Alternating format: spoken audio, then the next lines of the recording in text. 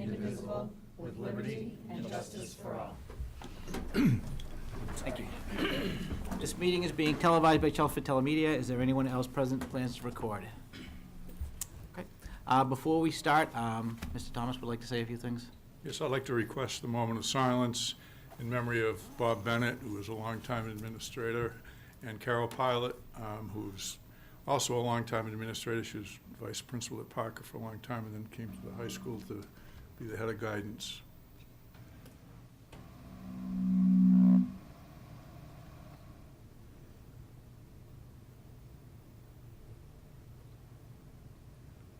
Thank you very much. Thank you. All right, so the first item of business tonight is approval of our minutes from the 20th of November. So if everybody's had a chance to look them over, I'll entertain a motion. I move that we approve the minutes of the regular school committee meeting of November 20th, 2018. Second.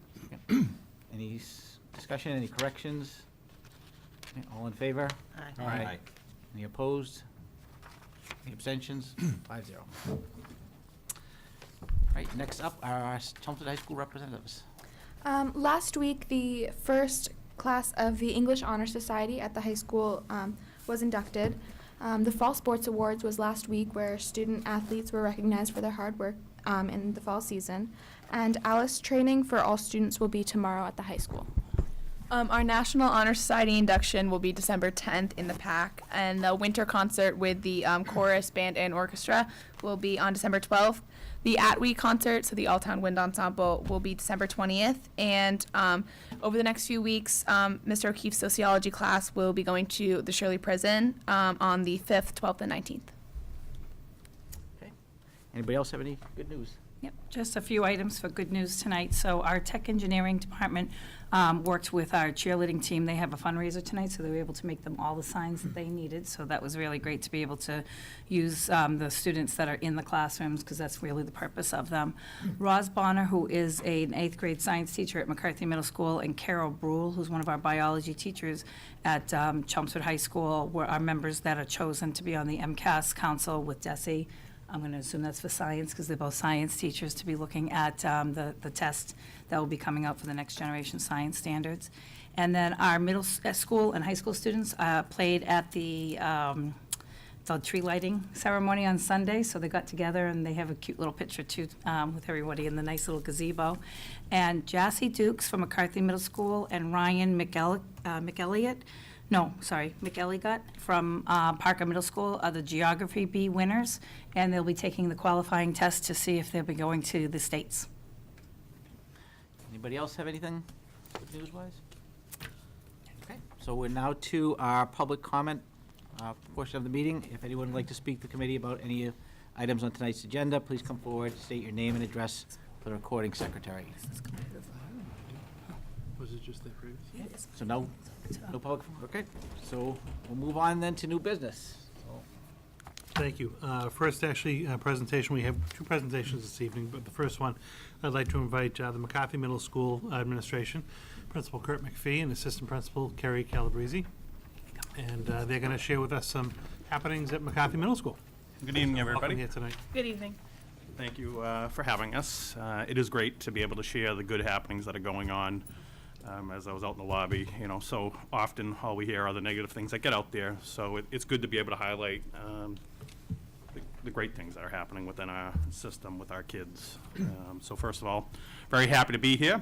Ms. Calabrese, our new assistant principal, is also here with us. And we've also brought along a few student friends, because we're going to highlight a couple of different student groups and happenings that have been going on at McCarthy this fall. And so just kind of as a reminder, I'm your human clicker waiting for it to go. so one of the first slides you'll see is our social contract. I know I've mentioned this in the past. This is basically how we do business at McCarthy. It's kind of like the McCarthy Golden Rule. It's based on the 5 letters of pride, as you can see up there. So each bullet item deals with each one of those letters, perseverance, respect, integrity, dedication, and empathy. This was created in fall of 2016. It is truly a building-wide effort. We do it roughly every 3 or 4 years, so we'll be due either next year or the following year to rewrite our social contract. So, again, what we do with our students is challenge them to live up to it, challenge them not to let this just be a poster that hangs in the classroom.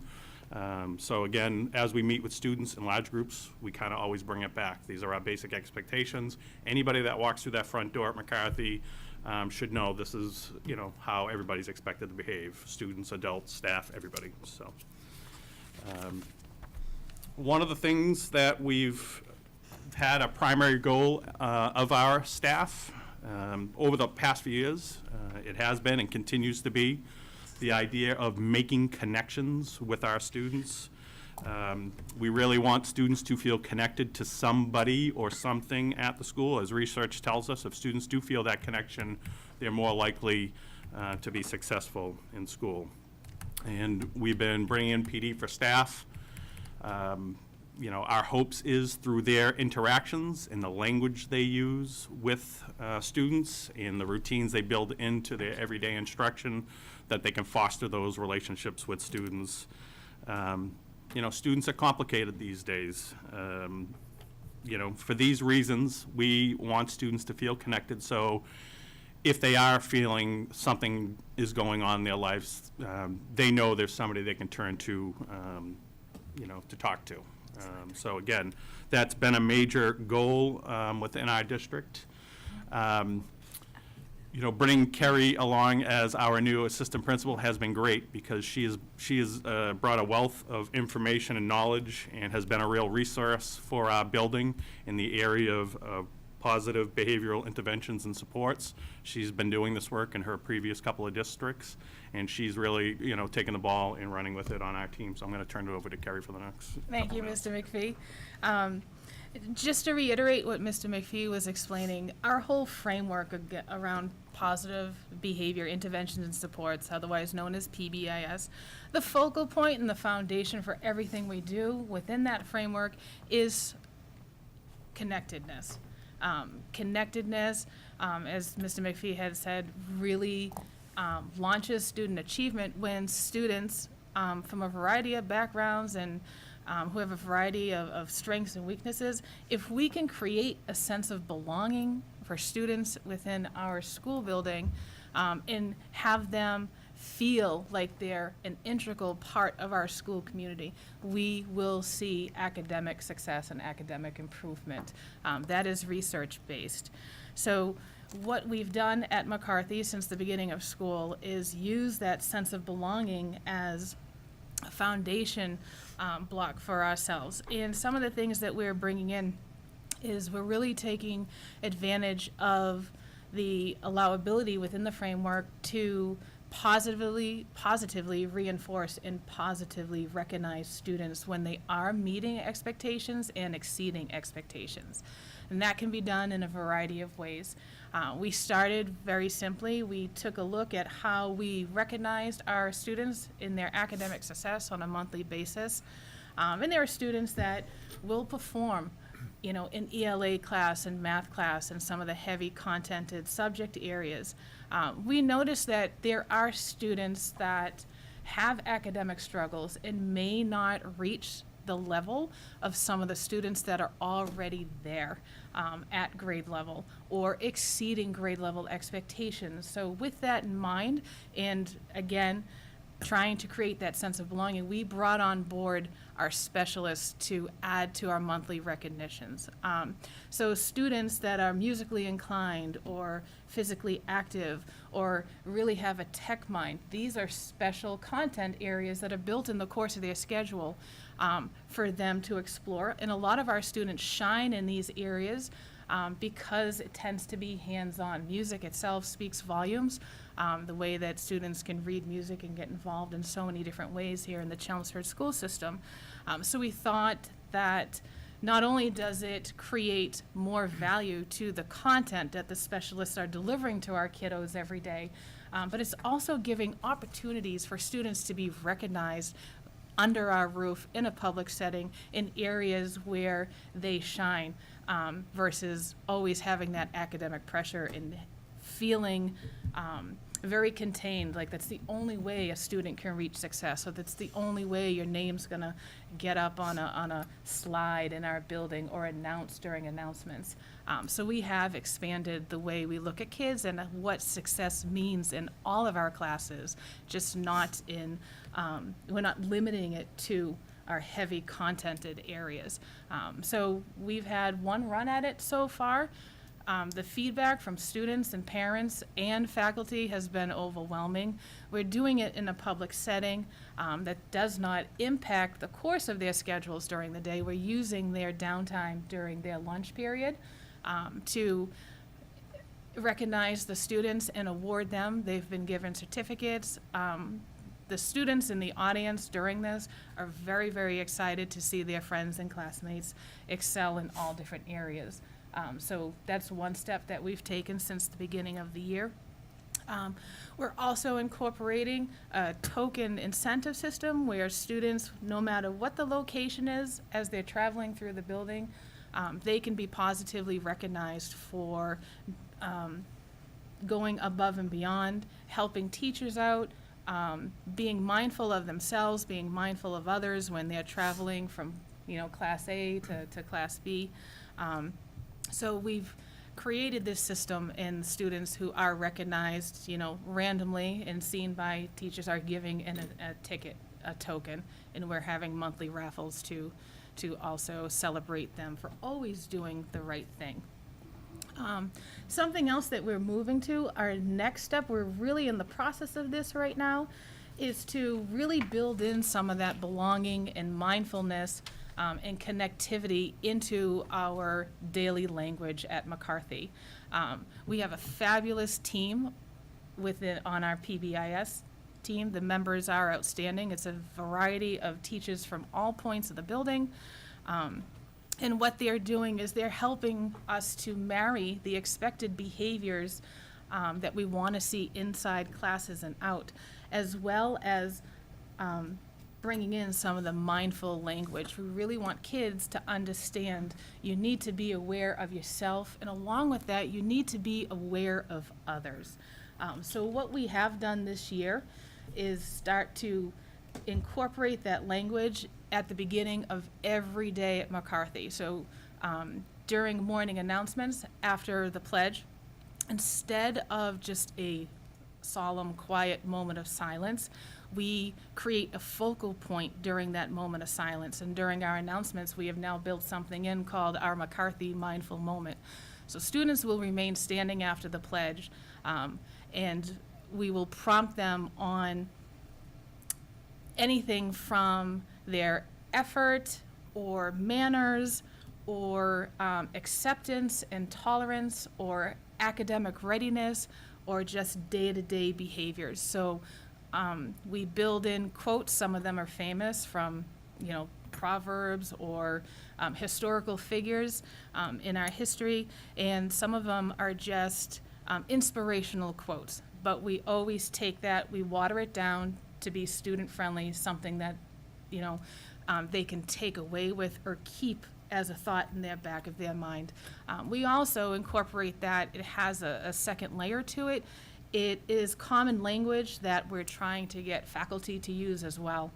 So building in that mindful moment in the morning, during the course of the day, if there's a behavior or something out of the ordinary, unwanted, or unexpected that a student displays, it gives the teacher a focal point to refer back to.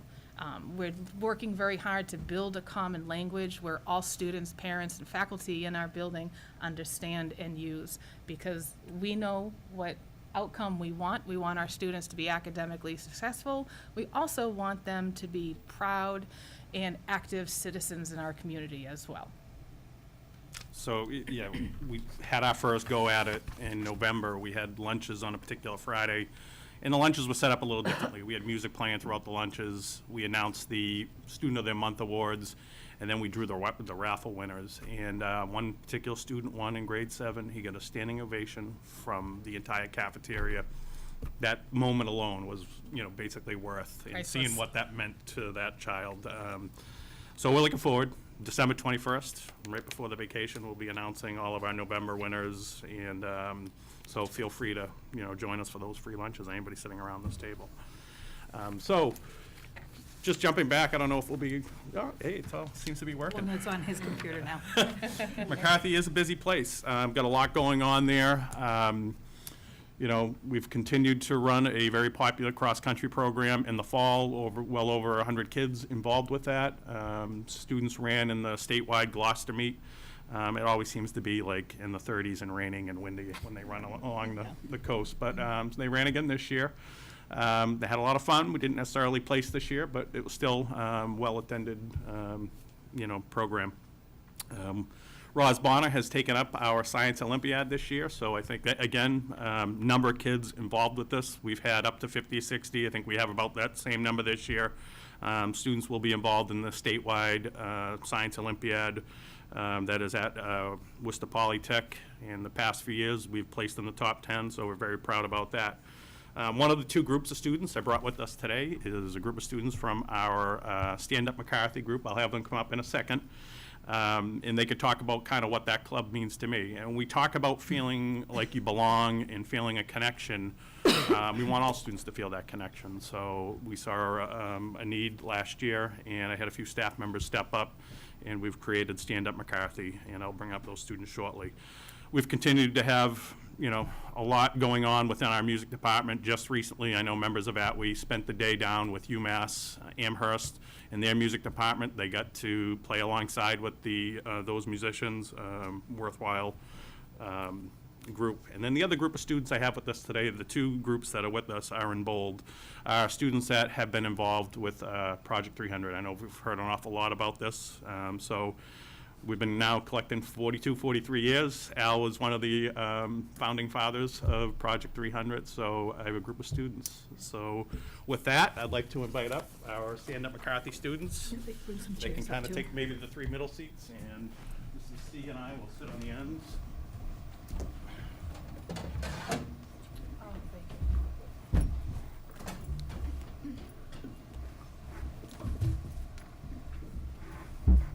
Maybe just briefly, girls can just introduce yourselves. Go right across. Hello, my name is Jen and I'm from McCarthy Middle School. Hey, Jen, can you grab that microphone in front of you?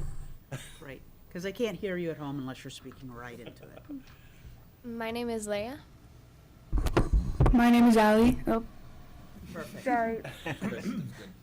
So, we can actually go ahead to the next slide if you want. So, just the other day, I met with this group of students, and along with Mrs. Scharig, who is one of our advisors to Stand Up McCarthy, this is really given, and I don't want to take their words out of their mouths. Maybe you guys can talk about what this club has meant to you and, what you guys enjoy about it. So basically, it's kind of just like a hub where people can be as comfortable as they want with who they are, because sometimes it can be hard because sometimes you don't think that you fit in right, and it's just a place where you can be yourself. I enjoy Stand Up McCarthy because it makes me feel a lot more comfortable and more included in the school, and it makes me feel more comfortable with who I am, surrounded by people that somewhat related to me in a way, like gender, sexuality, other stuff like that, and it's just a really nice club to be in. I'm kind of glad that Stand Up McCarthy is at the school because there's just a lot of people that are accepting at the school, but it's kind of like they're almost allies, and it's the people in the group, they're really supportive, and you can understand what they're going through in a way. You guys have done a really nice job. So I know it's like a tight-knit family. Being in there, I've heard how comfortable they feel in there, how safe they feel within that group. So rather than just type in Stand Up McCarthy at the top of this slide, that is actually one of your posters that hang out in the building, inviting other students to join. And so it's been a nice a nice addition to the McCarthy community. And again, just in trying to make sure we give everybody an avenue to feel accepted and part of the group. Started last October. Yep. How many more students this year than last, or has it stayed the same? Can somebody just comment on that? Last year, this year? Last year there was a lot of them, but they were all 8th graders. But this year, it started off with a few, but then it started to grow a lot. So you feel like you're growing and growing. Good. Good question. All right. Well, girls, thank you so much for sharing your experience. Thank you very much. Leah is actually doing double duty, so she's going to stay up here, but I'm going to have Molly and Hope join us to talk a little bit about Project 300. So as you can see, I mentioned, this drive's been going on for well over 40 years. This year, we collected as a school an astounding 28,000 food items. That's all collected within 5 school days. So in one of the slides coming up, you'll see a picture of the cafeteria with every single table just filled with food in the morning. But I don't want to talk about it all, so I'm going to actually turn it over to Molly. Molly was kind of one of the lead students who organized a lot of what went on behind the scenes. So a group of students, 8th grade students primarily, worked with Mr. Sullivan in setting up Project 300. So maybe Molly, you can just fill us in on how that worked. Good evening. My name is Molly Fox, and I'm in 8th grade at McCarthy. Project 300 is an annual school-wide food drive that brings the school together to help those less fortunate. Project 300 was started at McCarthy by Mr. Al Thomas in 1975 and has continued ever since. The goal for the first year was to collect 300 non-perishable food items. That year they collected 5,600 cans, which was so much more than what was expected. From that year on, Project 300 has been a competition to see which homeroom could bring the most cans to be donated to the Salvation Army in Lowell. Our top collectors this year were Hope Hebert, Carly Edwards Thomas, Archer Fitzgerald, Leah Bosch, and Sophia Bethel. This year we collected 28,000 cans, which was just shy of the 31,000 highest collection from a few years ago. There's a lot of work that goes into Project 300. Mr. Eric Sullivan, the Project 300 advisor, helps to kickstart the competition with Monday morning meetings in October. We start by making posters and talking it up in classrooms to encourage students to start collecting cans. During the first week of November, cans are collected in the cafeteria, each homeroom getting credit for their students' cans. On the final collection day, we shop at Market Basket with any monetary donations that we receive. We then pack the cans in boxes and load the truck. When we arrive at the Salvation Army in Lowell, we unpack the truck and help to sort the cans. Knowing that all this food is going to help people who are hungry this holiday season makes it all so worthwhile. Thank you to everyone in the community who continues to support McCarthy students and help make Project 300 so successful. So we have a couple other students with us. We have Leah and Hope, both collected over 1,000 cans each. Very amazing. Maybe you guys can talk about what was your secret to success. How did you manage to bring in 1,000 cans? I went to the farmer's market, the winter farmer's market at Agway, and set up a box to help collect cans for it. And yeah, and we got some donations from neighbors and stuff. I actually went to a lot of houses and I put in flyers, and then a couple days later I would go around to collect cans. What does the drive mean to you guys? Well, for me it's really important. I've actually been doing it since 5th grade because it's the only thing that you're really into, because it just helps a lot of people, and then you see the cans and then you're just amazed because you did that. Yeah, this year when we went to Salvation Army, we were with a lot of the people who were using the cans. So it was really meaningful to just see them and know that they were really thankful for all that we were doing. As you can see up there is a slide of the students. So about 20 of you went to the Salvation Army. There's a picture of the calf on that last day of collections.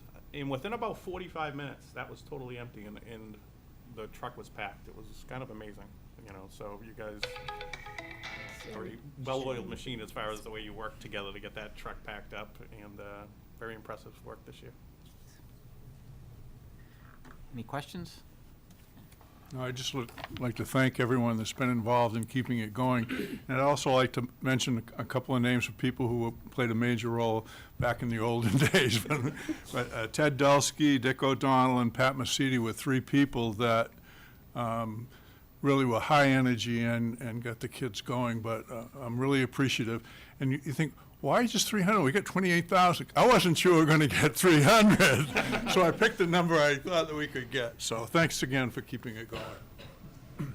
Thank you, girls. Thank you for keeping Thank that up. you very much, and Dawn. Thank you.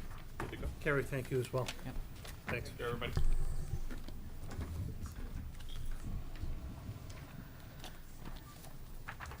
Okay, we have another presentation? We do. I'm just going to switch real quick. Okay.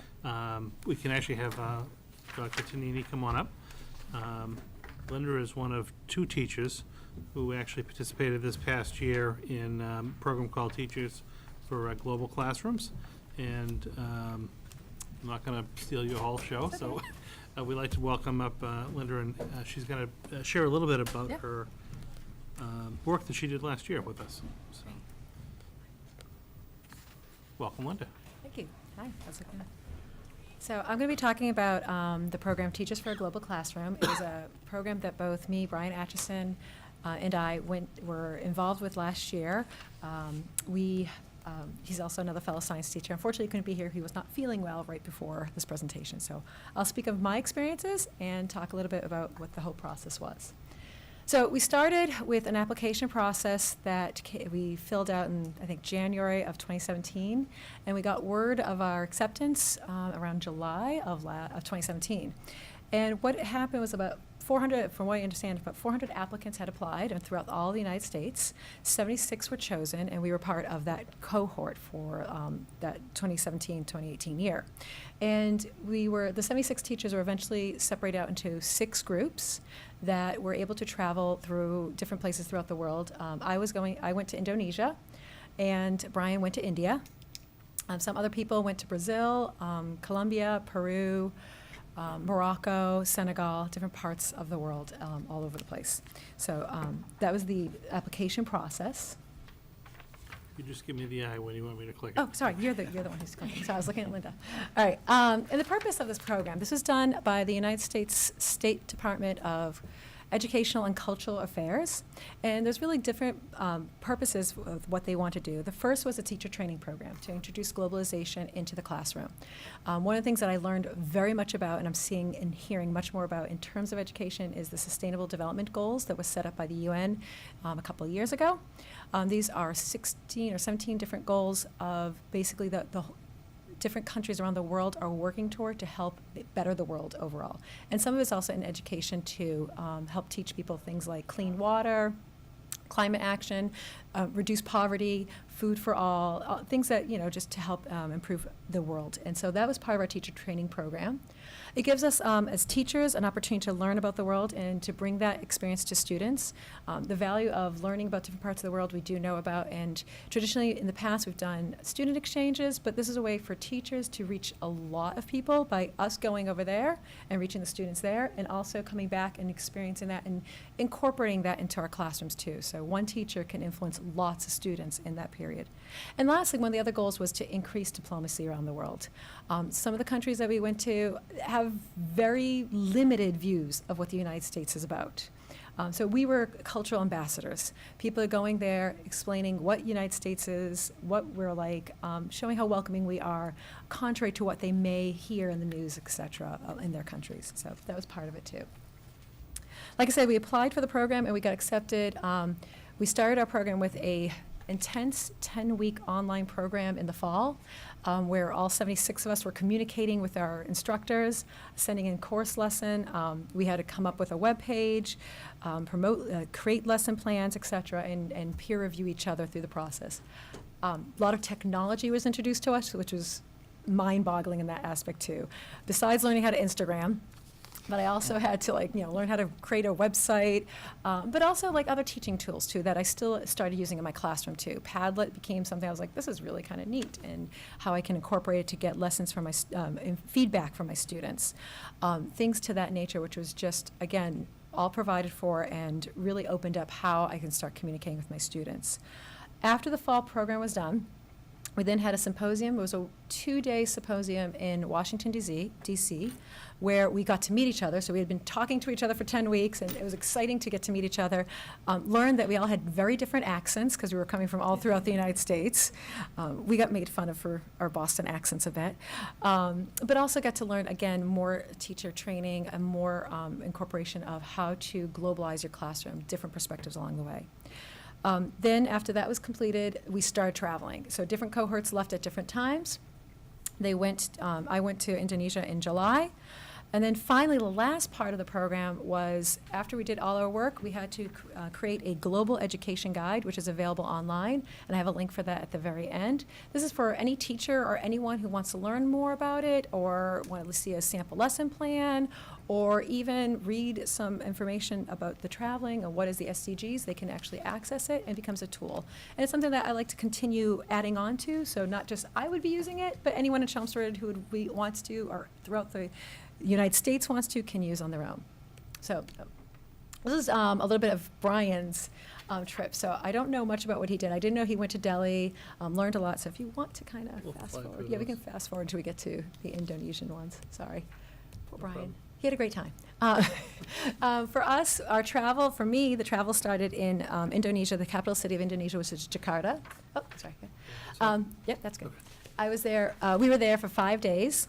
Part of that was acclimating to the country, but also learning more about the culture, learning and visiting different schools, which I'll show some pictures of that in a second. And then after we were working and learning a little bit about the culture and the country of Indonesia, our group of 13 teachers separated into small groups to different parts of Indonesia. So I traveled with 2 other science teachers to Padang, which is on a different island, actually. I originally started at Java and then moved to the island of Sumatra. And then I worked 5 days with a host teacher there. That teacher had actually already traveled to the United States before as part of the opposite program that the State Department does, which is either the TEA program, which will have some teachers coming also this year, or another program called the ILEP, which is it's a semester-long program at a university. And so I was in contact with a lovely lady, Yulia Sari, who was in University of Arizona, and she was part of the ILEP. And so we communicated, worked in her school, created lessons with her, and then after that 5 days, we returned back to Jakarta, kind of talked about our experiences, wrapped up, and said what was next to come from this. So that was the in-field experience. And as you can see, there's some pictures of what we did in Jakarta. Shown here, you can see the group of 13 of us. We learned some of the traditional things that are done in Indonesia, including batik, which is shown in the middle. So batik is a form of art that they do, which they use dyes and wax to design on their clothing, and then all their clothing batik is very unique to each region of Indonesia. So one of the things we did come back with is buying our own vests or outfits that had that particular pattern on too. Where I went in Padang, they didn't do so much batik, but they had the songket, which is what I'm wearing now, and that was also, you'll see, we got at one point. Sorry, go back. Sorry, I just want to talk about a couple things, sorry. On the left, you see also the other thing that is very famous in Indonesia is the Wayan puppetry. It's their storytelling. It's actually a nighttime event which they use these puppets and shadows, and it's like a 4-hour puppetry show, but it's where the community comes together and learns about the culture, et cetera. And so we got to learn a little bit about that. And also one of the things that I did not know prior to going to Indonesia was that it is the 4th largest population in the world, behind the United States, right behind the United States, but it's also the largest population of Muslims in the world also. And so, as you can see, we went to some mosques, and this is what was outside of our hotel, one of the mosques, and you can hear the chants at various times of the day as they do the call to prayer. It was very enlightening to see and experience that. So like I said, we were cultural ambassadors, but we were also learning about education and schools and such in Indonesia. And while we were in Jakarta, we visited different types of schools. One of the first schools we went to was a university, which they had the teacher training program. So we have shown on the left is the different teachers that instruct the teachers in Indonesia. And we got the chance to talk about the education system in Indonesia, but also in the United States, differences, similarities, etc. They asked one of us to speak about the American school system. Of course, I was like, I volunteered. I'm like, yeah, I'll do it. And as I went up and started talking, one of the things I realized is we have very diverse schools in the United States. So I was traveling with people from Massachusetts, but also Maine, Florida, South Carolina, Wisconsin. And as I started talking, I realized I knew a lot about the Massachusetts school systems.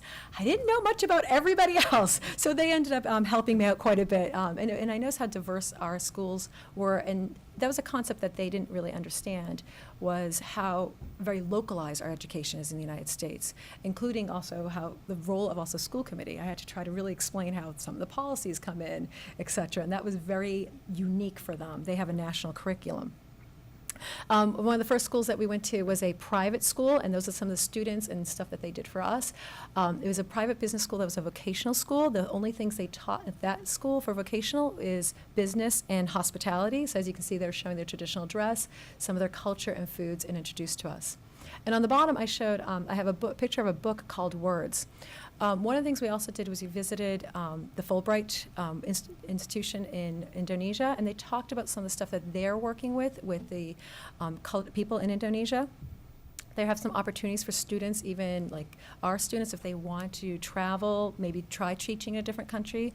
They have some Fulbright opportunities for that. And one of the things that they do is they have teaching assistantships for students, so they can go teach in a school as a teaching assistant to learn English to different schools in Indonesia. And they put together some of the work that the students do. They write stories, and they can submit it, and if they win, then they help them put together a book that they can illustrate for them, and they get to work on learning how to publish and write these stories. And this is published by AMINEF, which is the American Indonesian Exchange Foundation over there, sponsored by also the Fulbright. So it's kind of neat to see that, different things. We additionally went to a public elementary school, very, very different from the private schools. Here, you could see a lot of the parent involvement. They came and helped welcome us with songs and dance, and they, showed their musical talents, gave us gifts along the way. Big welcome. The parents just wanted to see us and take pictures with us, etc. And what was really interesting is I did this huge, large feast for us, and at the end they felt so bad that they couldn't do more. And that was like really touching for us, because it was amazing what they did all around, and they still felt bad. So it's kind of interesting to see how the parent involvement, how, in general, people just want to work well with their kids and do the best for their kids. So after Jakarta, I went to we went to our school that we traveled individually. And here's where I met with Yulia and my other two cohort teachers from the United States. So on the top panel is one of my favorite pictures, because at one point, students are gone. Me, Reagan, Flo, and Yulia just sat in the principal's office, and we were talking curriculum, and we were talking what we could do for her students to help them learn better. Their classrooms are very differently structured than our classrooms. You go in, it's a desk, students, nothing on the walls, no books, no nothing.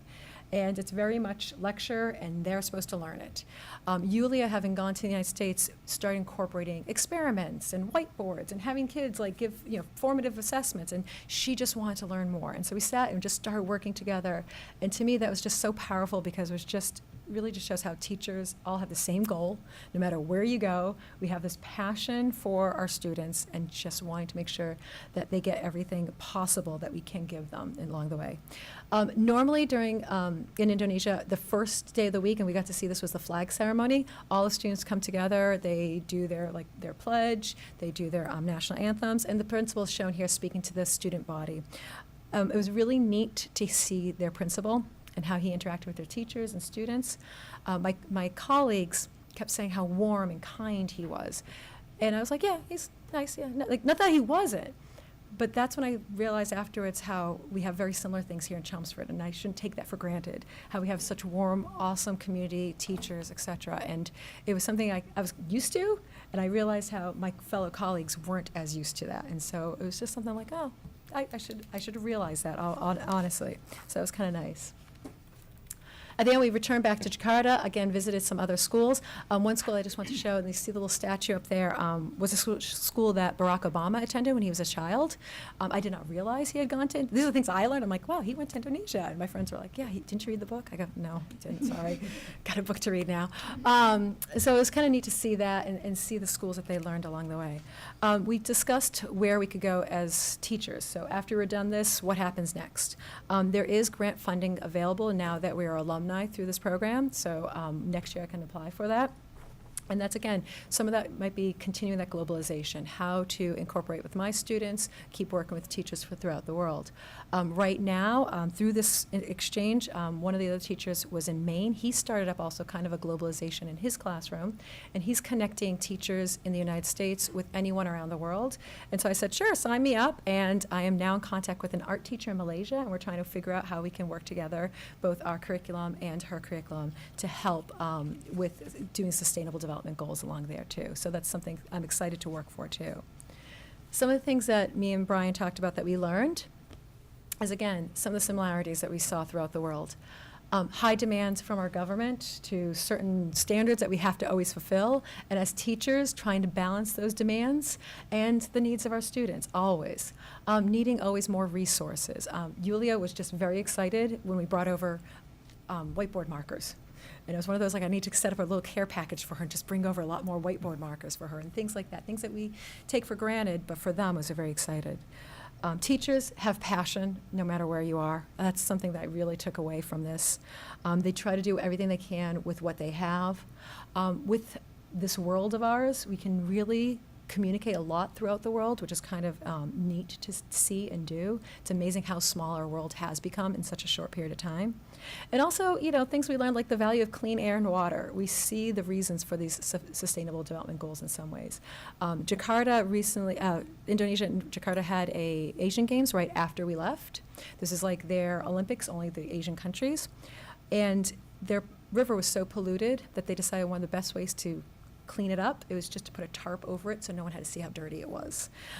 That it just gave you perspective of what you have and what you don't have sometimes along the way. Some takeaways that we took away from this, both of us had to go over there with a question and a thesis statement. Brian looked at the effects of culture on a science curriculum. I was looking at the effect of water and how that affected the culture in Indonesia, hoping that I can utilize that in my classrooms when I came back. While we did that, we maintained a travel blog. And again, mine kind of looked at the education system in Indonesia while there. I'd like to also add a personal note on this one too. While I was writing my blog, I was posting it as much as I could when I was there. And I had some tough times when I was there. We had an earthquake, I had a fire, you know, little weird things going on when I was alone with me and my other two cohort friends. And I was like, okay, get me out of here, I'm ready to go home. But what really helped me, and it was really nice to hear, was I would get little text messages from people here in Chelmsford who had read my blog and said, hey, that was kind of neat what you're doing. And I just wanted to thank the community. Again, it's just a nice reminder of what a great community we are, and that was something I definitely took away from too, is, you know what, this is we have some great people here, and I just wanted to thank everyone personally on that end. And then again, at the end, and then one thing also kind of keep in mind, that travel blog, both of those are a story of one. This, my personal experience, it's definitely not representative of everyone's experience over there. I did put on my Global Education Guide some links to my colleagues, so you can hopefully understand that everyone has a different perspective, and it's just our interpretation of what we saw while we were there. And then lastly, like I said, we have that Global Education Guide that both me and Brian had to do that hopefully could be nice resources, again, of just sharing lessons with people around, both in Chelmsford and elsewhere. And so if you want access, those are some of the websites that you can look for more information. And any questions? Any questions, Donna? Oh, sounds fantastic. It was an amazing experience. It was, and it was very nice. I was paid for from, also all paid for too, which is kind of nice too. Now, follow-up wise, so will you apply for a grant in another year, or? I would love to. Yeah. I'm trying to figure out how to work it into the curriculum. One of the things that couple things I'm looking into, there is a grant opportunity I would like to apply for a different aspect, to learn more about turtles. And a lot of turtles. But when I was in Padang, there was a gentleman who set up his own little turtle reserve. It was all out of his own money, own land, and everything, because he was seeing that people are still buying turtles at the market that were poached for food. He would go down the market, buy those turtles, and put them back in the ground, hatch them, and release them back into this ocean. He also does cleanup days on the ocean, where he has community members come and basically trying to educate, reach out to students as much as he can there. So it's like one of those things that's like, I'd love to learn how to help him out and utilize his education resources, again, and kind of making a connection to students here. Because I think sometimes when you talk about, yes, it's important to clean your water and for these reasons, I don't think everyone understands right away. At one point when I was down there, I got to teach the students a little bit about Boston. I brought in the Red Sox and how we sing "Dirty." I love that "Dirty Water" at the end, and I was explaining why that song says what it is. And as I was researching, I realized even how recent the Charles River has been cleaned, and it's like, okay, we can always do better, and that's kind of the goal. It's just kind of being aware and cognizant. So I'd love to try. I have to do a little bit of work before then, but that's something I would like to work on. I think in your blog you also posted something about teaching them Sweet Caroline. Yes, I did. And you know what? I have to admit, after we won the World Series, I did send a note to them saying, I think it's because you guys were helping out and cheering from Boston, from Indonesia, just letting you know. So, yes. Anybody else? What was your favorite part of the experience? Like I said, I think working, like that time where we just sat and worked with each other, that was a really, really touching moment for me. I sat down, I said to everyone, I was like, just take a moment that we have people from all over the United States and also, in Indonesia working to help make a lesson plan and hopefully continuing that. I have to admit, we did have fun with some American things there. There was a couple dunks that we stopped to. That was really kind of fun. And also just teaching my American cohorts what a dunks is was also interesting too. But yeah, no, that was the best part, was just working with the students. When I had that rough days, and then I saw the next day I had the students, I was like, oh, everything's great. This place is awesome, and that was great too. I will agree with you about teachers across the world just having incredible passion for educating their students. I recently had the opportunity to have 2 teachers from Germany stay with me. And while my focus was more cultural than it was curriculum, because they were doing that during the day and I was kind of their host family, it was very clear that we all are concerned about the same things and struggle with the same issues and want the best for our students. Yeah, it is. Very enlightening. Yeah. Well, thank you. Well, thank you for sharing your experience. Thank you for having me. I appreciate it. Thank you. Thank you.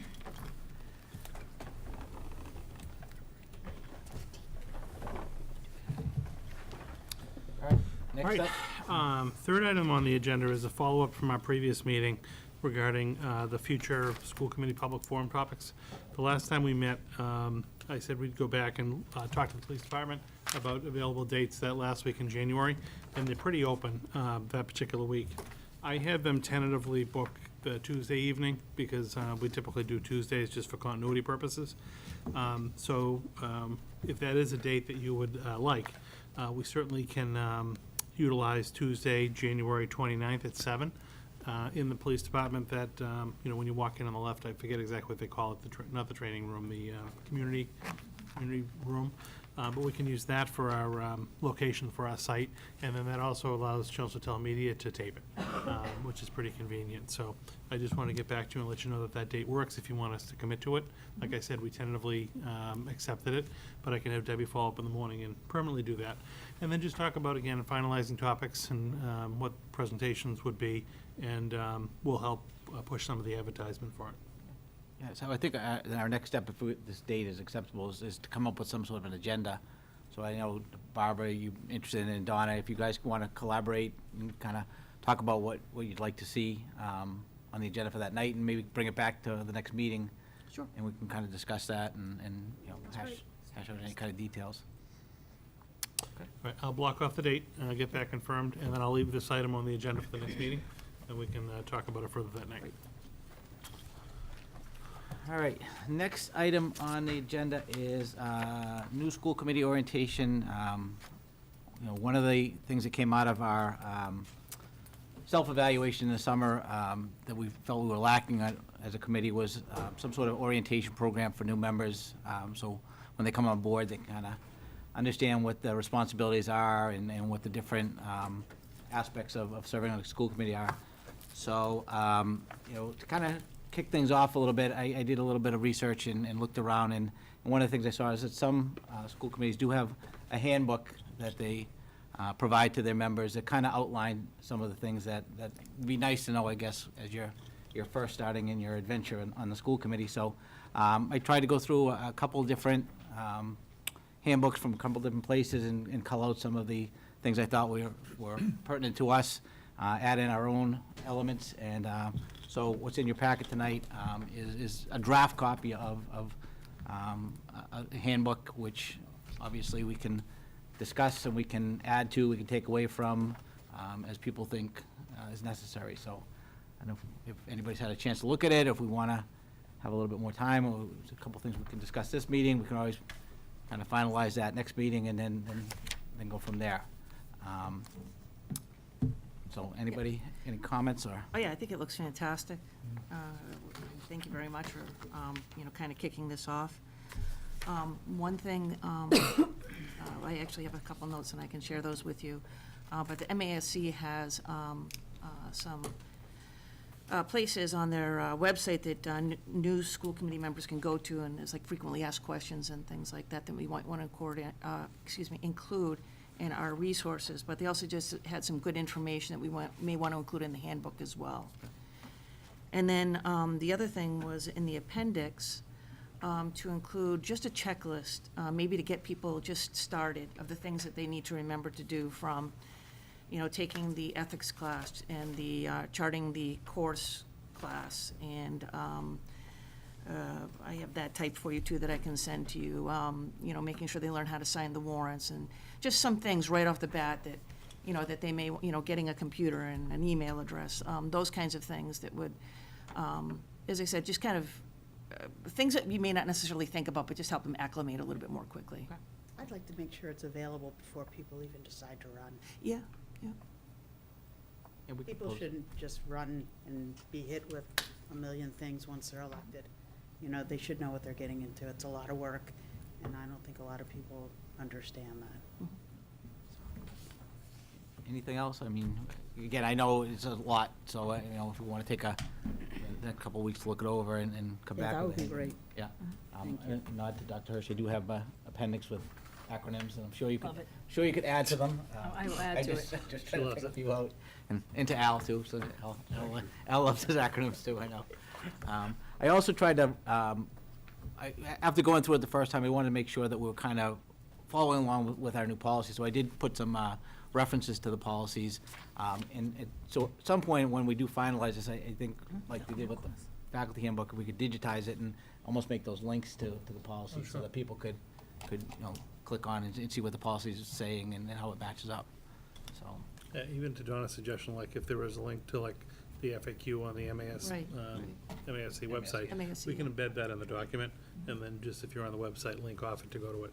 Yeah. That way, if something changes, you don't have to keep changing the book itself, Yeah. but you can just direct them to the current FAQ. yes, Al, yeah. I think a big thing is being introduced to people, particularly when they change, even when you're on the committee. So you know who the players are. And you think, after you've been around for a while, you might be there, but it takes a while. Particularly with, we've had several administrative changes over the last couple of years, and it's really helpful. You get a sense of the strengths of people and the nature of the personality, and it helps you to function making decisions, I think. Yeah, flow chart might be. Flow chart. You like your acronyms. I just want to get this right, you like flow charts and FAQs? In what? FAQs? Yeah. Yeah. Flow chart. Absolutely volunteer for the flow chart. Love John's a flow flow chart person, okay. Yeah. That's good. So beyond this, any other elements of an orientation program you think would be helpful? Do we, I mean, in here it mentions meeting with the superintendent, meeting with the chair, but do we think some sort of mentorship program where, you have a new member, so we kind of hook them up with another member to walk? I don't know what people's thoughts are on that, or if there's any other things that you think we could do to help people as they, get on the committee. You're the most recent committee Well, I member, think so- this is a great jumping off point.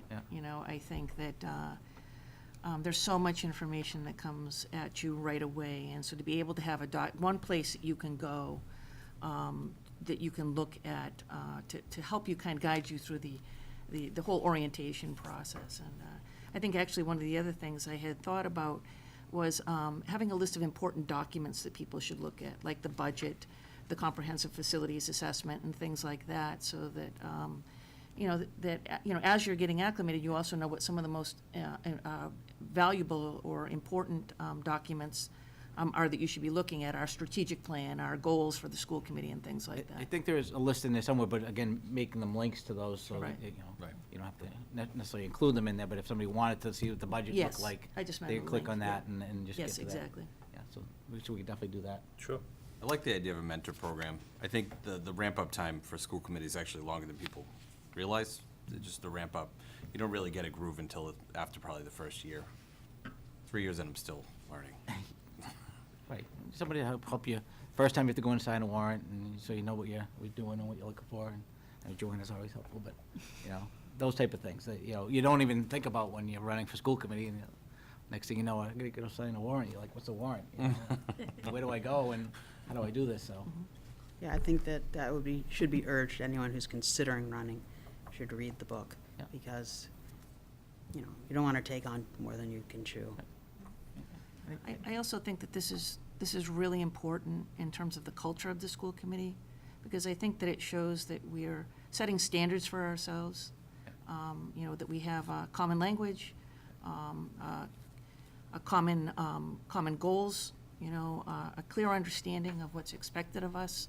And so I think that this is a really, really helpful tool for us going forward. Yeah, I think, even if you've been on the school committee, it's not a bad idea to kind of read through it and just kind of remind yourself of some things too, so. All right, so why don't we, take the next couple weeks and look at it and maybe put it back on the agenda and if you want to send me the checklist, can add that in there and,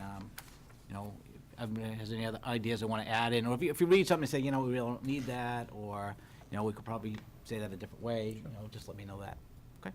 Thank you. This represents a lot of work, so. Problem. Great. All right. Great. Next item on the agenda, Linda is actually going to share with us some information about the new civics law that was recently enacted. So I'm going to, you hit the TV for me? Pull this up for you.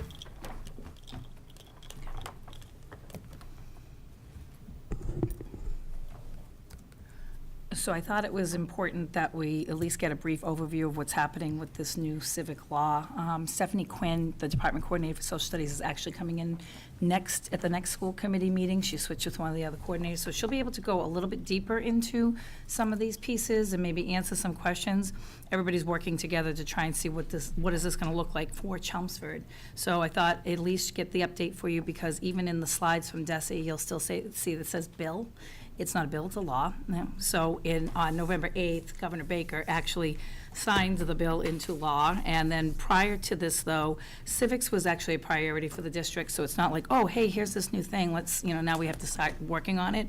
So what was nice is that a lot of our course sequencing was changed prior to this, how to embed it into the regular curriculum. Stephanie Quinn's priorities, like her number one priority is the 5 through 8, because that's within her job description. But she's been working with the elementary levels to make sure that, civics and social studies are not forgotten about, or the students don't actually start working with it until they're in 5th grade. So she's been doing a nice job working also with John Morris, the science coordinator, to try and make those nonfiction pieces of literacy be more of the social studies, civics, and the mathematics. And the science. Math is a whole nother subject. They get to do it all by themselves. So, oops, no, we'll hit. Oh, yeah, I guess so, yeah. I thought I got excited. I have 3 computers in front of me. It's like amazing. So there are 3 key components to this, and these will be the things that we need to review and make sure that we're being able to embed. One of the biggest ones is that first one there. So any of the public schools that have 8th grade students or 9 through 12 students have to have at least one civics project. Now, since this has come out, because you can see it says that they have it as a bill, it will be an 8th grade project. So they've earmarked the 8th grade to be implementing this project. So the rollout should be by 2021, school year 2020 and 2021, that we should have this project working forward with our 8th grade students.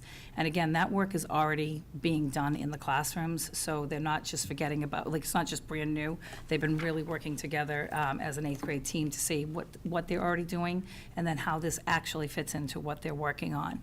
After that, though, there is the Civics Project Trust Fund. The good news is, as soon as I saw that, I said, that looks like money. That is supposed to be worked out through the, through DESE and the State Department, so that is not an obligation to the school districts today. And then the Voter Challenge Program as well, that is something that DESE is going to put together so that students are working, everything's nonpartisan, so students can have an active role in their government and what's happening in their schools. So out of everything that's really happening, those are the 3 biggies that we have to look at as a district to say, where does this fit in? When those other 2 items come about, how is that going to look, and what's the obligation of the districts? So I'm not going to read this to you. I know, why do I do that? I'm hitting yours. I know, will you help me? This is great. This is a collaboration. I'm not going to read this to you. However, they did come up with a working definition, which is very helpful when you're talking to teachers and you're talking with a group of educators to find out what exactly are we talking about. What is the definition of civics readiness, right? We have college and career readiness. Now we have civics readiness. And one of the key things you have to keep in mind is that civics is not just, Tuesday morning at, 10 o'clock and you've learned civics and you should be good. It is something that has to happen continuously and in all the disciplines. So this is not just a social studies piece. This is for all the content areas, regardless of, what grade level that you're in. However, these next 3 slides gives you basically the crosswalk that will be happening. Oh my God, I keep doing the wrong thing, sorry. They'll give you the crosswalk of what will be happening in all the different levels. So you'll see that the content standards are still in there. This is not just, we're just going to be talking about civics and we're not going to learn anything else, but they've actually streamlined them. Don't let some of those numbers scare you when you see like 27, 35 standards. A lot of them are also the literacy standards that are embedded in ELA and also in science. So it's not something brand new for teachers to say, oh, now I have to teach this completely different lesson. It's something that they're already doing. They just are now streamlining the content specific standards in there. And a lot of this work was already done ahead of time. So the sequencing was already started in maybe 2013, where we moved around geography, we moved around ancient civilization. But what you're going to start to see is when you get into the grade 6th and 7th area, there's going to be a combination. So world geography and ancient civilization 1 will start in grade 6, and grade 7 will continue with that, where they were broken apart of just world geography in grade 6, and then they jumped into ancient civ.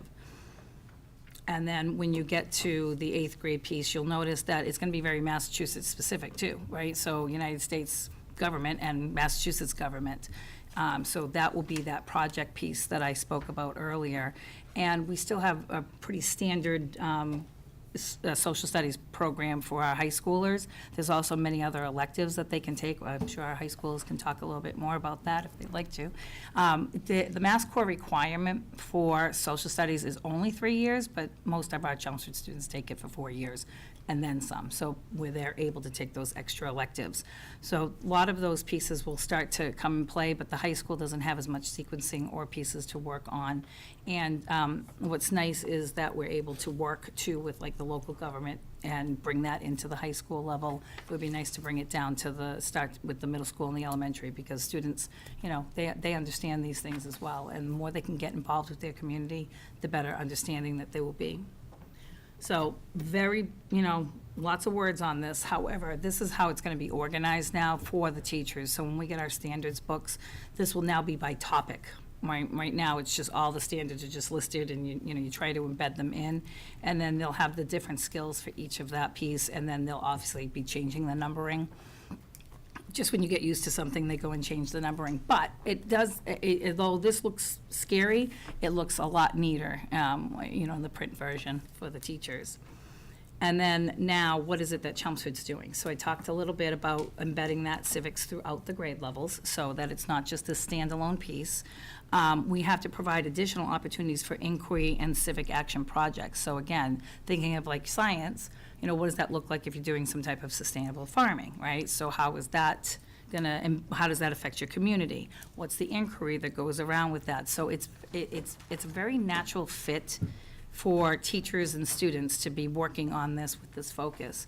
And then CHS did offer the civics course. It's an elective this year. There's about 50 juniors and seniors that are taking that course right now, so it was very well received. Are you, either of you in there? Taking it currently, yeah. It's going good? Yeah, I Thumbs really up. like it. It's so we focus on just a lot of different issues like we see in politics today, just to educate people before they go off to like adulthood, because we want people to be like prepared for like what's coming ahead. So we talked about all the questions on the ballot, so 1, 2, and 3. Yep. We talked about we compared Governor Baker and Jay Gonzalez. We went over the congressional races.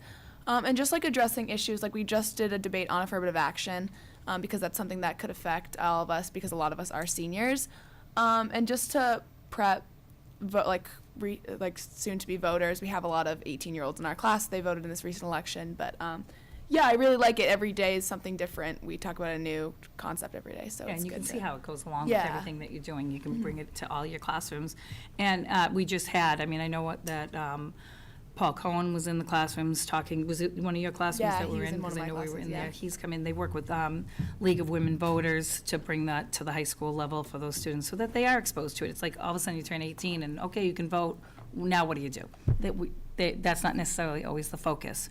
So that's really just the overview of what's happening. There is going to be a lot of work behind it. It's going to probably change and morph as we do that, but it will be a nice effort as a total group to be able to come together and really make this a focus, not just for the students, but for the adults as well, everybody around. So we're excited about it. Any questions that I can Questions? hopefully answer? Just right up your alley, Al.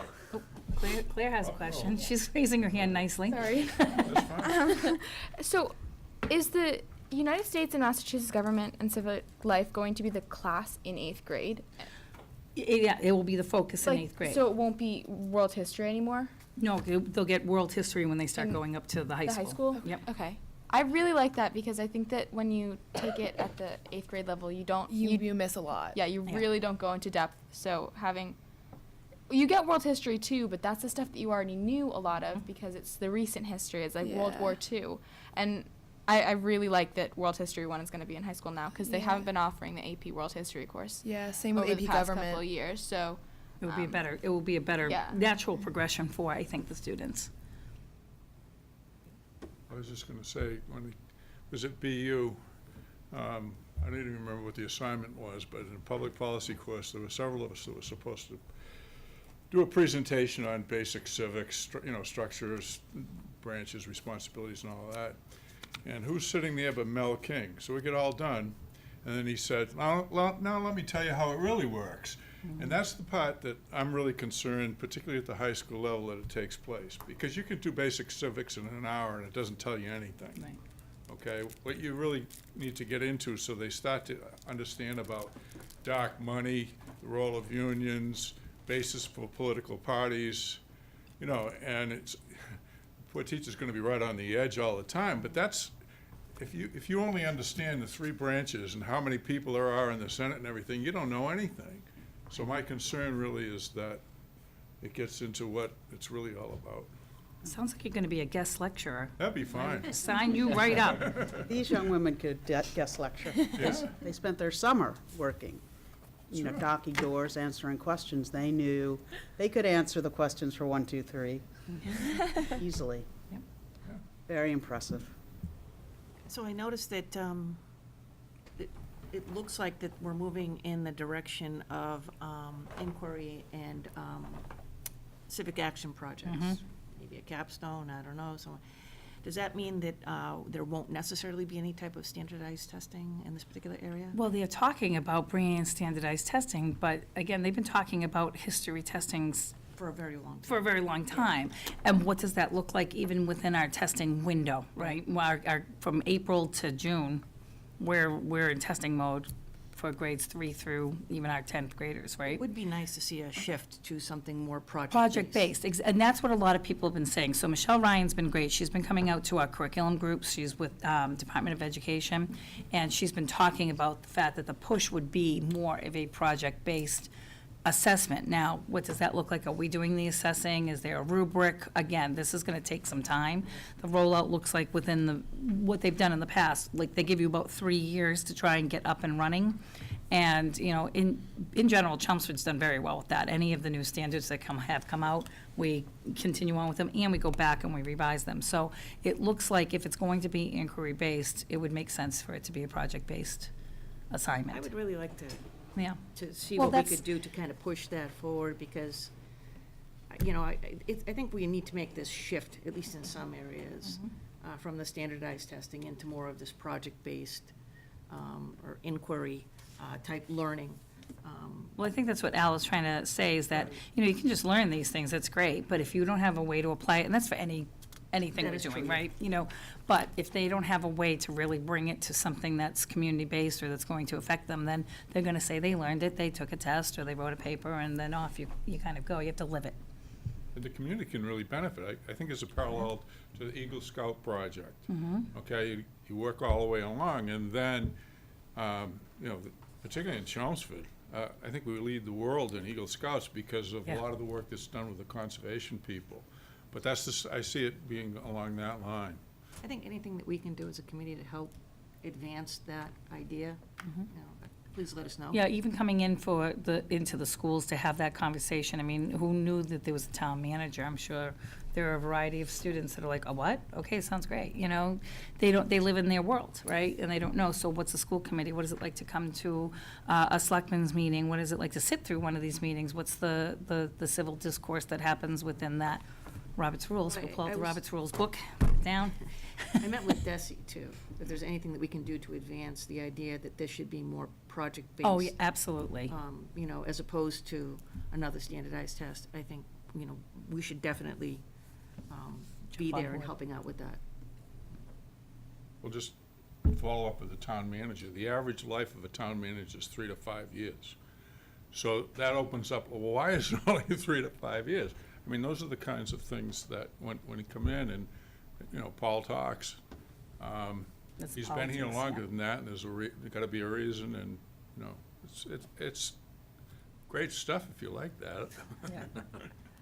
But bottom line, you know, it's a new law, but we're in pretty good shape in terms of Yeah, this is not like a curveball of, oh, what's this new thing? This was already in the works. I mean, fortunately, where we have a department coordinator dedicated to it, and even the teachers, they've been going to a lot of conferences. They were just out in Springfield for one of the conferences. They want to learn, you know, what's happening, how can they change what they're currently doing. So when the teachers get into 6th grade, they start to, well, even 5th grade too, but they start to teach, you know, ELA and social studies, that humanities piece. So how are they linked together, and then what is this going to look like for the other content areas as well? So they've been right on board about it, so we're in decent shape. But again, if there's more to it, or more questions that you have, Stephanie, she's going to be on the heels of this, so hopefully I didn't take too much of her thunder away, but she can change her slides about, she'll be fine. All right, well, thank you for that update. Oh, just a quick question. Just in terms of, I'm just curious if there's anything in the curriculum at any level, in terms of critical thinking around, like, social media, a lot of the news that's kind of propagated now.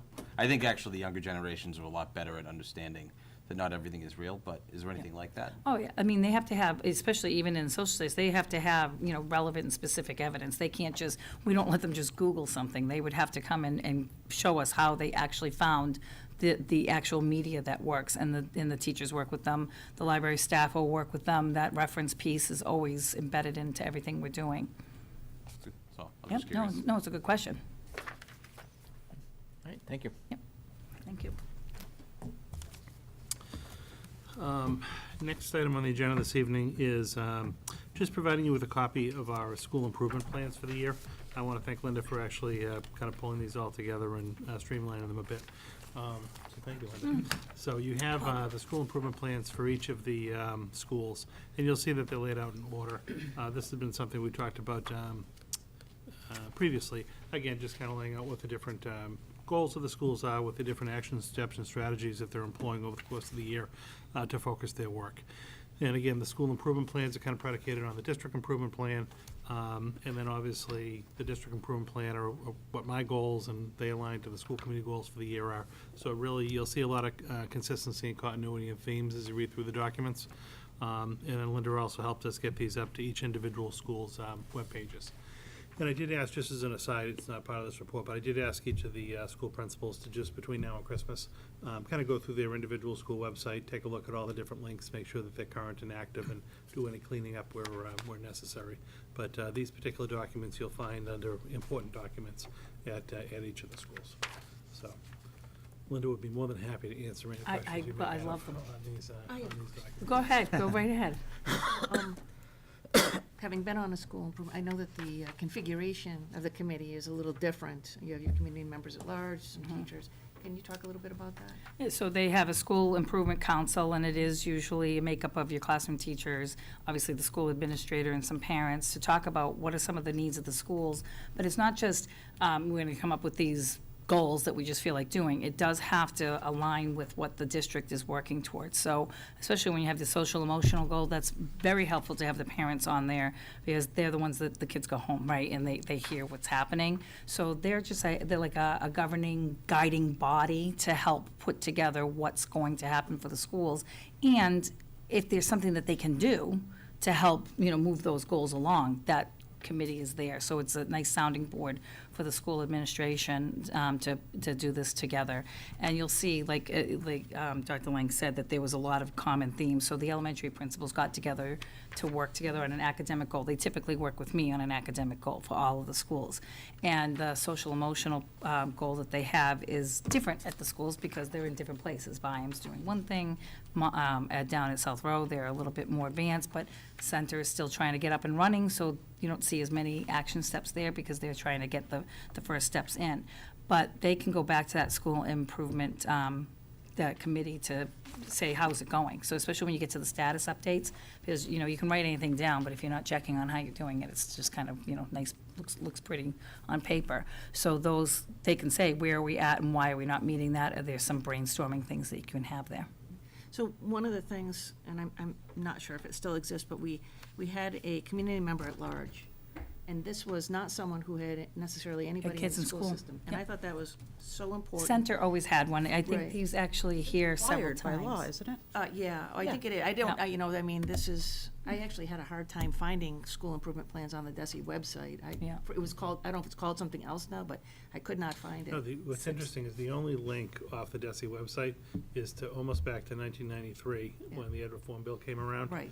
And it's called something different. Yes. And it kind of laid out the criteria for Yes, them. yes. But it actually, we don't do it quite to the level even back in 1993. They actually talk about like a strict election process to have people do that. Most of our groups have voluntarily joined. Right, In exactly. the district here.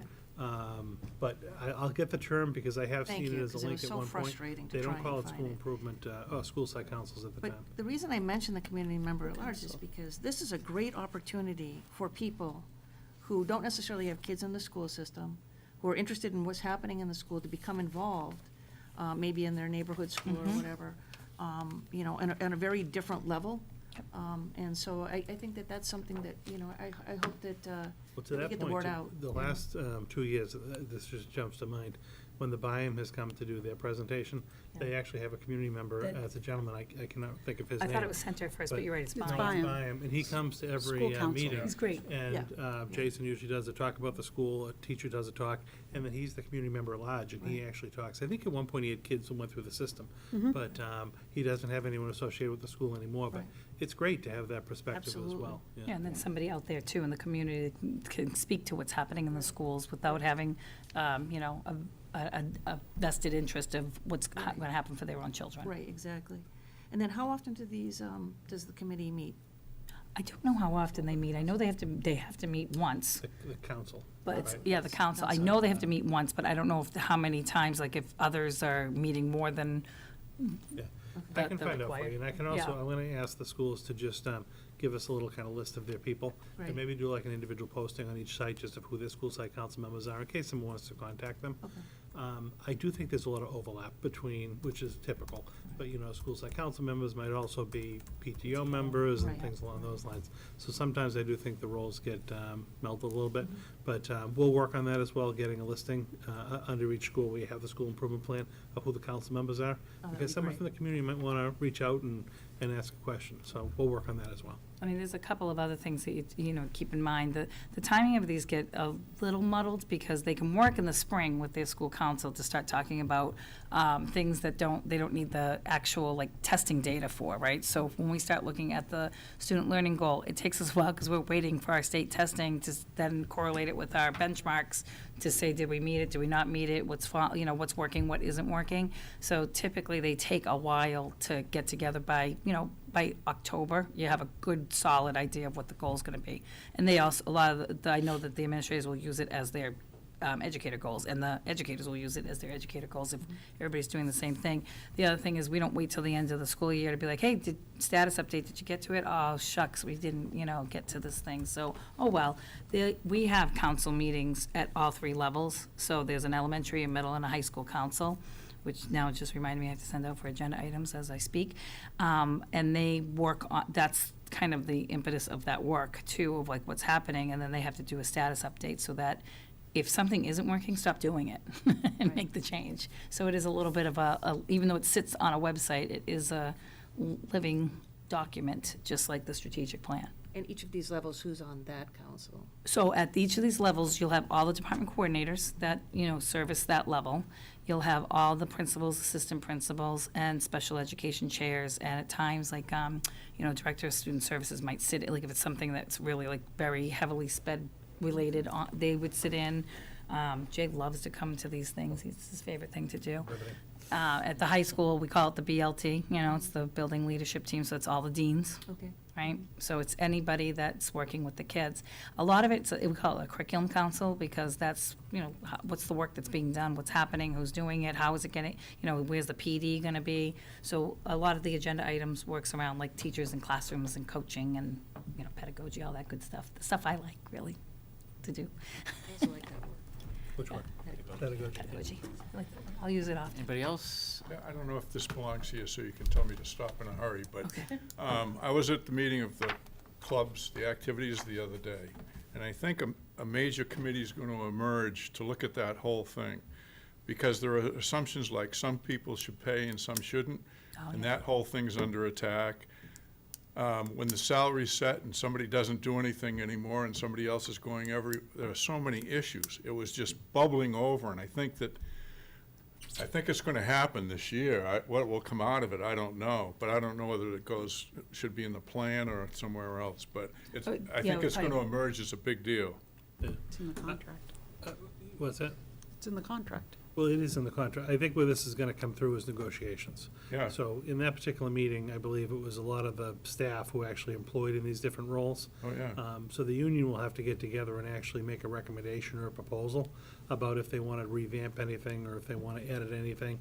So I think that particular group, as a subgroup, will meet on their own and probably bring recommendations to the union leadership, and then that will surface during negotiations. So that's at what point it'll come to us. On our end, we did have some discussions about, like, which students are required to pay, which clubs don't pay, what's the rationale behind them. So I'll be informing the school committee when we start our, setting our proposals and our parameters about, what positions we might want to take on things. Yeah. But a lot of that is going to have to be done in bargaining. Well, there's some really different, I don't want to belabor the point, but there's some really different ways of looking at things, like the National Honor Societies don't have to pay because it's an honor to be picked. Well, if you're an honor to be picked in music or a different talent area, why do you have to pay? I mean, it's Right. heavy stuff. Right. Okay, so It's on the horizon. I just wanted to bring it up. No, it's on the horizon. Yeah, okay. It's been percolating I out could just there feel for- it, yeah. It's been out there for a little bit, so. Yeah, and I think this is why we kind of set the foundation by having the audit and doing those kinds of things, so we get a better picture, right? Well, it's on an even different level Oh, okay. in the people actually in the roles. Yeah, sorry, So, yes, and okay. that was the meeting that Al was Yeah, at. Oh, But no, oh, it's a, Clubs. Yeah, it's a topic. Yes. And may I make one more comment?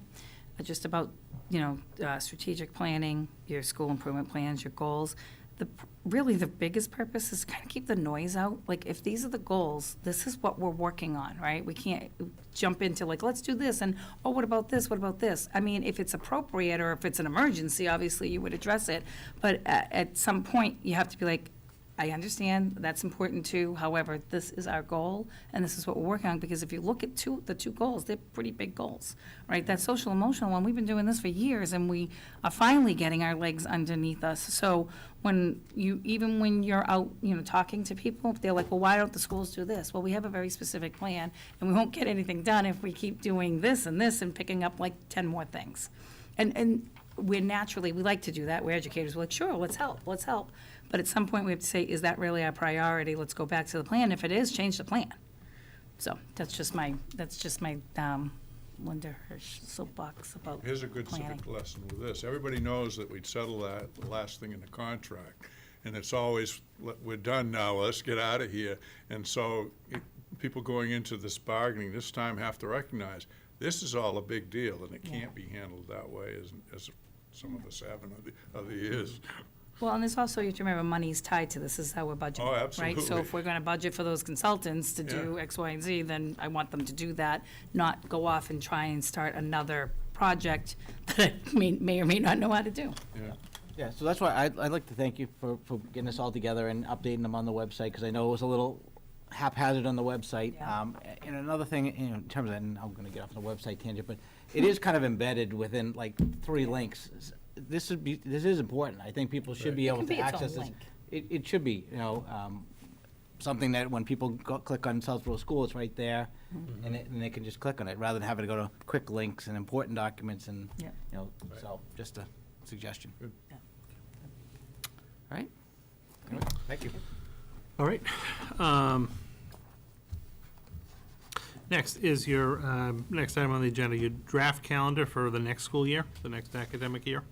You have that in front of you, and I want to draw your attention to a couple of points. So if you recall, this past year, we actually started the school year before Labor Day. So it was a change for us. We decided to go back before Labor Day. The Monday before was staff orientation. Excuse me. Tuesday, the students came, Tuesday, Wednesday, Thursday, and then we were off Friday and that Monday for the long weekend. And I thought overall it really went very well. Obviously, it was a little hot at the end of the summer, but it was even hot into that first week of September. It's not like going back 1 week later would have really helped heat-wise. So that went well. We did talk with the union leadership, because that is right now it's a contract provision. So the contract specified that you're not supposed to go back to work until after Labor Day unless you reached agreement. We had negotiated that the past time. Talked to the union leadership, they talked to their membership, and it's my understanding a majority of the membership wanted to go back before Labor Day again. So that is the calendar that you have before you. That certainly would have been my recommendation. So I was pleased to see that the staff wanted to follow suit as well. So the calendar you have before you technically would have staff returning on Monday, August 26th, which is the Monday before Labor Day. Students would then come Tuesday, Wednesday, Thursday, take off the 4-day weekend, and then get into the month of September. Throughout the year, we've gone through, and all the red boxes on the calendar are all your holidays. They're all your typical holidays, with the exception, I want to draw your attention to a recommendation I'm making at the Christmas break at the end of December and January. So the way Christmas and New Year's fall this year, it falls on Wednesdays. So our last day of school will definitely be Friday, December 20th, and then we're off for the whole week of Christmas. We then would typically come back, we usually come back on January 1st after New Year's Day. I'm sorry, on the 2nd. So we're going to be out Monday, Tuesday, Wednesday that next week. I'm actually recommending that we actually just take that Thursday and Friday off as well, and just make it a total, this happens once every 7 years when the calendar falls this way, to have 2 solid weeks. I really think, personally, attendance will be an issue over those 2 weeks, because people are going to see this as an opportunity to take vacations and holidays and whatnot. And if you play the calendar out all the way to the end of June, even adding in 6 snow days, we still get out June 23rd. I think hopefully it's likely we won't get 6 snow days, so we'll be out the week of June 15th. So I don't think it really tacks on too much at the end of the school year. If the committee doesn't like that recommendation and wanted to go back to a traditional holiday, then we would come to school that Thursday and Friday. But those are the only 2 days that are out of sync in the calendar. I just wanted to draw that to your attention because you're used to seeing everything else except those 2 days. So that's my recommendation and rationale. Happy to talk about it, get feedback. One way or the other, we will want to announce sooner than later what the calendar is to parents and staff so that they can plan appropriately. But just wanted to get this out there tonight for you to begin to review. I personally like the idea of the 2 weeks. I mean, like I said, it only happens once every 7 years or Right. whatever. And, you will have a lot of people look and see that first week of January, already have 3 days off, and they might say, oh, we'll just take the 5 days off and come back the next week. So, I think it's a good way of approaching it. I don't know if anybody else has a thought. Just as a side, I looked back in my last experience when this happened, I was in Lowell at the time. But ironically, we didn't schedule it that way. We were supposed to come back Thursday and Friday, and we had 2 snow days. So we were actually out of school. School was closed that Thursday and Friday because of snow. Yeah. So it was rather ironic that people were complaining about having to come back then, didn't schedule vacations, and all of a sudden got the days off. Any other thoughts? We had another color. Would you like another color? Yeah. What No, color? actually, I'm almost, I say this somewhat tongue-in-cheek, but I'm serious, is that there are some days, like those 2 days, and another one might be Good Friday, where, that could be, optional day. Like, not, I don't mean optional as in terms of attendance, but let's say we get a snowstorm like we did in October, Yeah. right, and we're out for a week. Those could be days that we could add back in that might help us, get out at a reasonable time. Mhm. Do you know what I'm saying? I do. I don't know if we Yeah, can do well, that this year contractually. it's during. I don't know. I'm just saying, though, that if there's some of these days that, maybe we have a little bit of flexibility Right. in terms of adding back in, that maybe we could do that. The 2 days that technically you could add back in without violating the contract are that Thursday and Friday. Okay. Right? I guess my only concern would be, people are gonna start to make plans based True. on those weeks. And that, you'd almost have to have like a hard date in there that says, if we don't use these days by this date, then we're gonna be off. Because I hate to do it and then have people be in limbo, wondering I if we're agree. on or off. I agree. I absolutely get what you're saying. Yeah. And I guess I looked at it that even with 6 days built in, we're still out June 23rd, which gives us 3, 4, 5 more days. I don't see any chance of us being out 11. I just said it. There it is. I don't think Sealed our fate. 11 There you days go. would be a lot to be Yeah, no, out. absolutely. And, I wouldn't even necessarily be opposed to that by November 1st, it's off the table. Right. And then same thing with Good Friday. By a Mhm. certain date, it's no longer an option. But to give us, like I said, some flexibility. Mhm. We had towns that canceled because of the heat, right? So, Right. and that was in the first couple weeks of school. Valid, yeah. So, I don't know, it's just a thought. I'm not necessarily proposing that. I'm just Right. saying that maybe it's something that we think about, as we look at the calendar from year to year. Can I make just 2 comments? I just wanted to make note that there's no other way around it. November is a very difficult month for our elementary school students. They will not be in school for a full week without either a full day off or a half day. So a lot of that has to do with the conferences and the way that Thanksgiving is falling. So it was a difficult difficult year to try to actually even schedule professional development because you try to be 4 weeks out. So you just might hear a couple of comments about that, but a lot of that has to do with the contract. Yeah, see, and to Linda's point, November is tough. This is next year's the late Thanksgiving. Yeah. So it falls at the very end of the month. Columbus Day. What's Columbus Day is late, Columbus Day too. is late in October. It's a leap year. But we always take, thank you, we always take the The Tuesday, locust the is election coming. day is an off day, so there's just not much you can do with the month of November.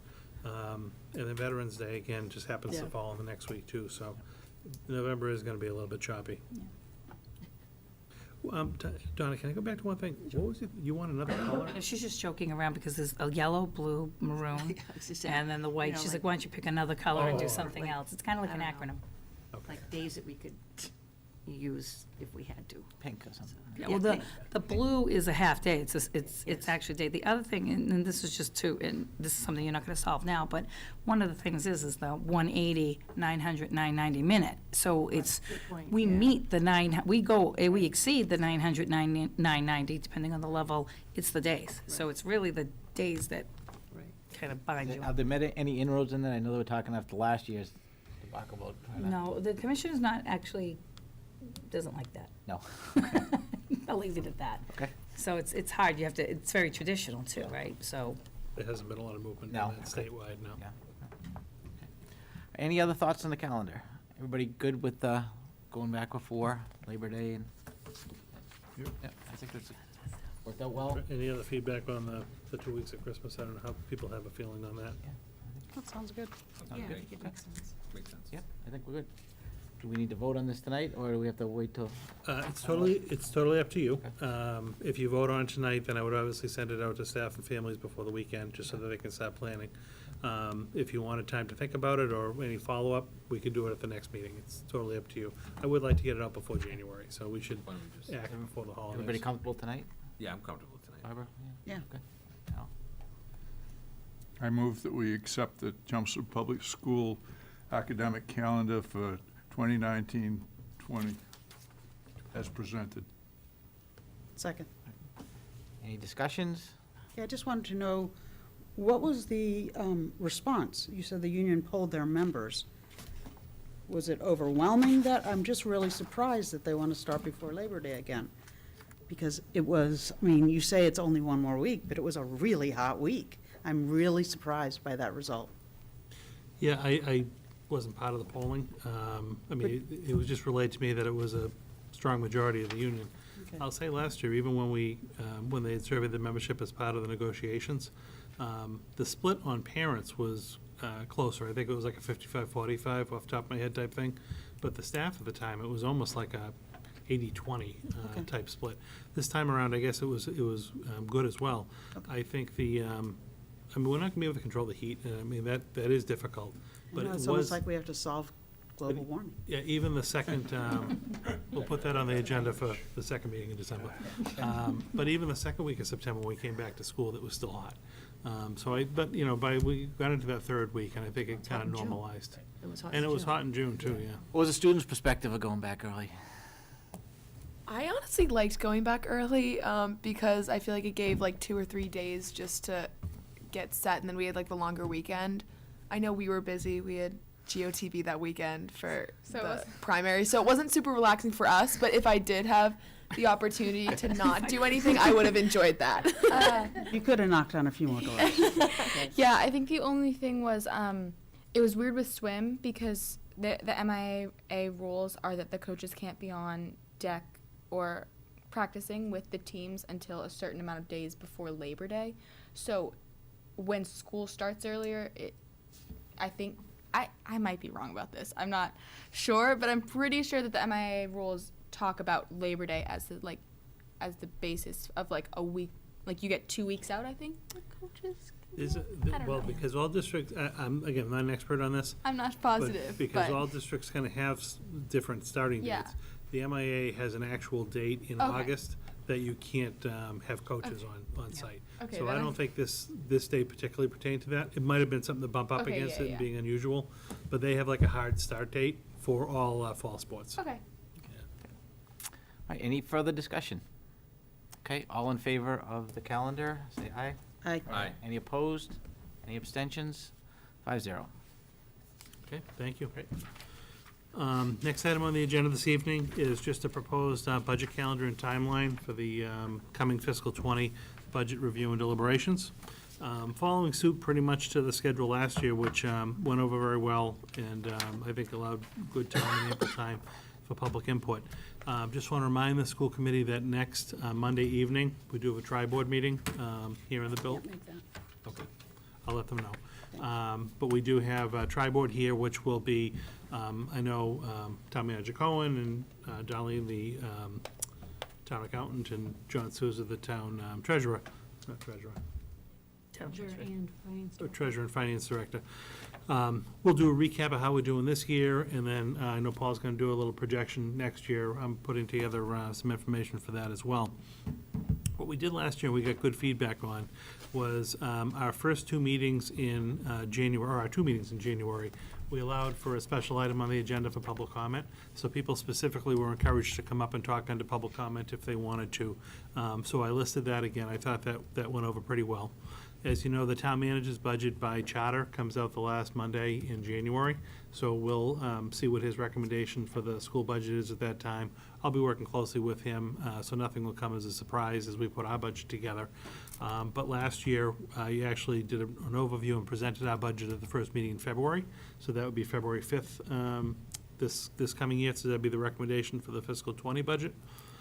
February, again, because of February vacation, we actually kind of have 3 weeks off before our meeting, which is now the Tuesday after February vacation. So we would post to have our public hearing on the budget February 26th. That kind of gives you an extra week to go through the budget, any detail, ask questions that you'd like. And then we tentatively would just hold March 5th, the first meeting in March, as an extra budget meeting date in the event we ever had snow or something to cancel our meeting on the 26th.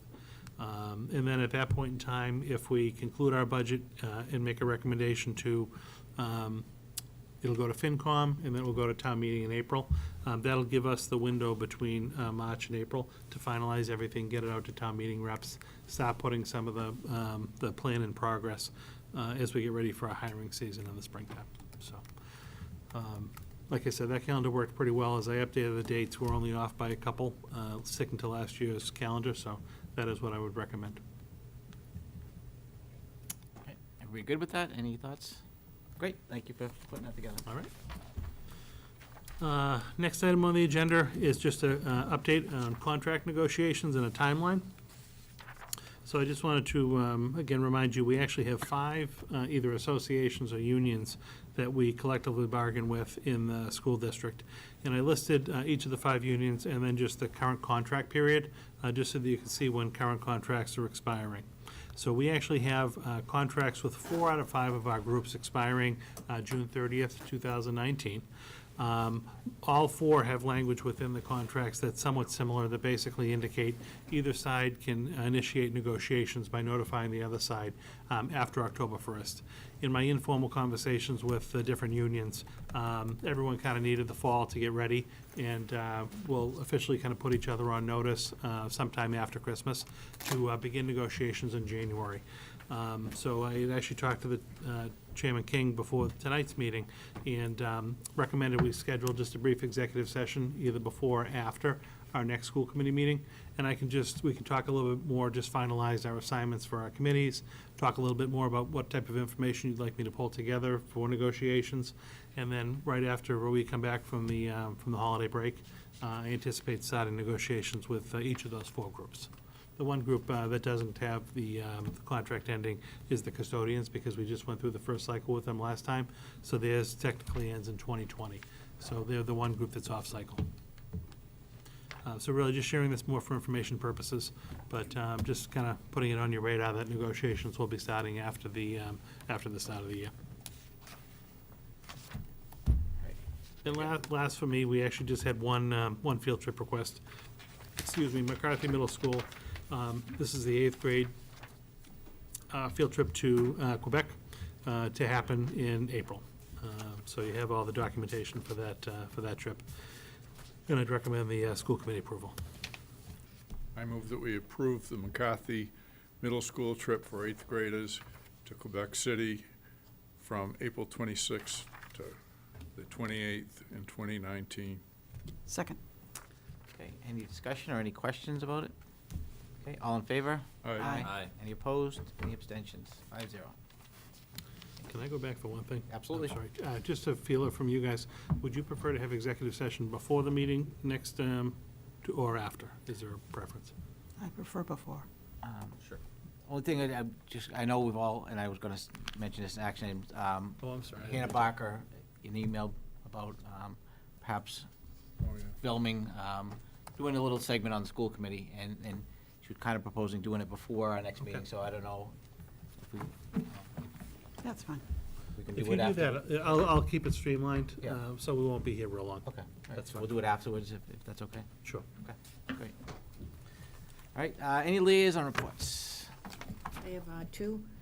One is from the Chelmsford Friends of Music. Their auction is still open. It closes on December 11th.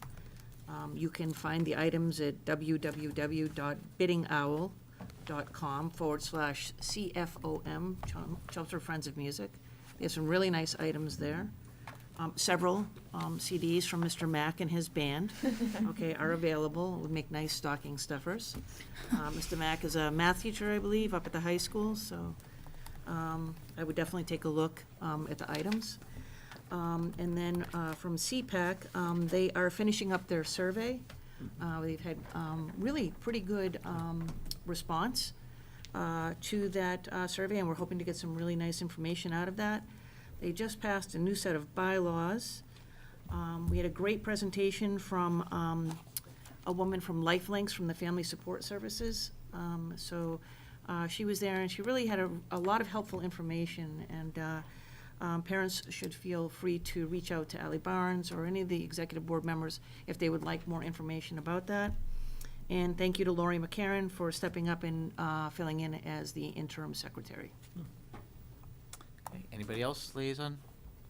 We finished up with the capital planning committee last Friday morning, and we approved $3.4 million in capital expenditures. Paul's going to go into it on detail on Monday, so I won't spoil anything. Great, anybody else? I'd just like to say that several of us attended the dedication of the Fletcher Fitness Room, and it's really an impressive facility.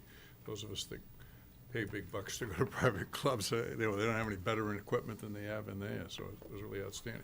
The other thing I want to say, I was very fortunate to go to the pre-Thanksgiving Day meal for the football team, and then last night, or whatever it was, time goes so fast, to the girls' swim banquet. And anybody questions the value of these extracurricular activities, when they go and hear the seniors talk at these things, the impact on them, talk about social, emotional learning, it's pretty impressive. The quality of the kids and the presentations that they make, just outstanding. Okay, any new items people have? Just besides Barbara, is anybody else not able to make a tri-board meeting? Everybody else is good on Monday? Okay. So as I already mentioned, so I think you've all received an email from Hannah Barker. She just thought this would be a good good thing in terms of just introducing the school committee to people and what they do and what their roles are, and just in the end probably about a half-hour thing on CTV. And so she'd just like to sit down and you know, do a little interview with each of the members. She even offered to have Sharon on if she wanted to. She did? Yeah, so if you want to.